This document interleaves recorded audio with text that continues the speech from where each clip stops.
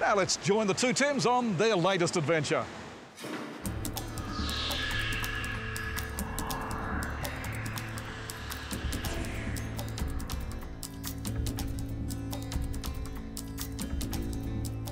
Just outside of Melbourne in Australia's far southeast lies a region of temptation. If it's wine you're into, then this place has some of the world's best. And if you fancy yourself as a bit of a food connoisseur, then the local delicacies are bound to get your taste buds dancing. Or if you simply just want to relax and take it all in, then this is the place to do it. We're in the Yarra Valley. The Yarra Valley, we've got Melbourne, it's 55 kilometres west of here. So you can literally land in Melbourne, spend a couple of days in the great cosmopolitan capital of Victoria, and then spend a couple of days out. It's only an hour and a half, 2 hours drive, where we've got great regional food, fantastic produce, cheeses, and then of course all the wine. The scenery is spectacular. The Yarra is actually at the foothills of the Great Dividing Range, so we're the southernmost part of the Great Dividing Range. It's a great place to visit, everyone's friendly, and a real vibe. In order to get the best view of a region, you really do need to head to the highest point you can find. Well, we're going to do one better than that, leaving terra firma far behind to head up and away into the skies far above the Yarra Valley. For us as balloonists, it's a great area because it's very protected from the outside winds. It's virtually a bowl-shaped area. So hot air balloons can only move with the wind, but we can use the wind to our advantage because it often travels in different directions at different heights. So we can take off knowing what those wind changes are and use those to our advantage to actually steer ourselves. Much like a yacht, where they go up, tack upwind, we tack downwind. So we're using those winds to steer ourselves across the valley. The vantage point of a hot air balloon flight is you get to see an amazing array of views. You're not travelling along really fast like an aeroplane and vibrating and noisy. You just get the occasional burst of the burner. 9 times out of 10 we get the paddock that we aim for at the start of the flight, so let's see how we go today. After a slightly bumpy landing, we found the right paddock. Then it was just a hop, skip and a jump through the vineyards to find out why the Yarra Valley has cemented itself as one of the best wine-growing regions on the planet. The Yarra Valley is Victoria's oldest wine-growing region, having had grapes planted here over 168 years ago, and it now houses over 70 award-winning wineries. Yarra Valley is actually a really diverse region topographically, and so the wine styles themselves vary from wonderfully soft, fragrant, fresh, fruity styles, lovely rosés and beautiful sparkling wines, all the way through to richer, stronger but medium-bodied red wines such as Cabernet blends and Shiraz. So there's a lot to offer wine lovers. And every day at 8 o'clock, we come in and we twist them, half a twist.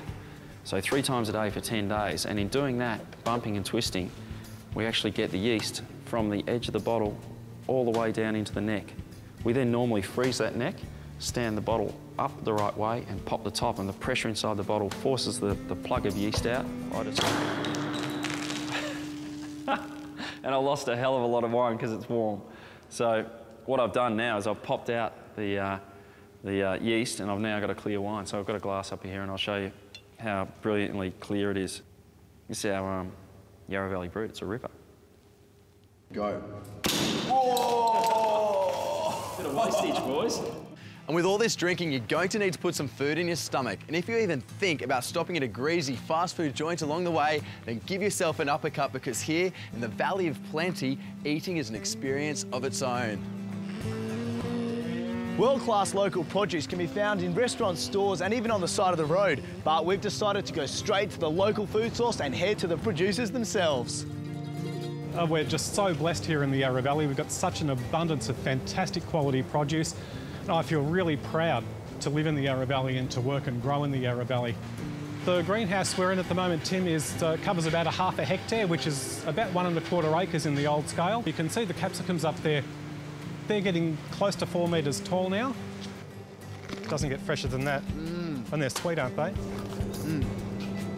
Here's the tomatoes. OK, Tim, we've got some of our beautiful truss tomatoes here. So hook straight in? Hook straight in, yeah, yep. No sprays, no chemicals in these, mate. Look at the juice there. That's They're absolutely magnificent. beautiful, Yep. once again. Tony's veggies were without doubt some of the best we'd ever tried. However, just around the corner, another local producer was armed and waiting, ready to give our taste buds a real working over. Peter, nice to meet you. You too, mate. Good to see you. Before you go in, I have to give you some protection for your beautiful hair. Are you ready to go? Let's go. Come on. So we can produce at full capacity between half a tonne and 1 tonne of chocolate a week. I only eat about a quarter of that, so the rest of it goes out into the market. But we do raspberry and chilli, local raspberries, hazelnut, again with local hazelnuts. What do you think? I'm going to have to come back tomorrow. I'll give you some travellers. Yes. Travellers. That's good, isn't it? Yep, good batch. Happy with those. The Yarra also has the perfect place to get up close and personal with nature's furry or feathered creatures. However, unfortunately, along with this close proximity between humans and nature, a lot of animals are hurt or injured, and it's here at the Hillsville Wildlife Sanctuary where they're brought to rest and recuperate, just like Chantilly here, one of the local lace monitors. Every year, around 2,000 wild cases are brought in by members of the public to the sanctuary. In close proximity to Hillsville is the Yarra Ranges National Park, where a wide variety of animals, from reptiles, mammals and birds, inhabit the environment. Today, local vet Jenny examines a barn owl coming for its first checkup.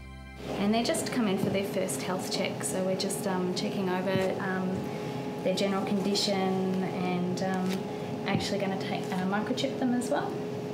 And that way they'll be able to be identified wherever they go. So we'll have a look at their eyes. Radio 1. Into the mouth there. Hi. Still slightly dazed, the barn owl's examination is over and is back to the sanctuary. Oh yeah, I think we're pretty good. Once our wildlife encounter was over, there was one last thing we were told we just had to do before leaving the Yarra. And yes, there's a first time for everything. And could there be a better way to end your experience in the Yarra Valley than this? A luxurious venotherapy treatment. Not only do they drink wine up here, they also apply it to their skin. National television. The treatment, combining the qualities of vine and grapeseed extracts with modern spa treatments, gave us a feeling of complete relaxation and well-being. And to tell you what, after that, we were in no rush to go home. A fitting end to our Yarra Valley experience.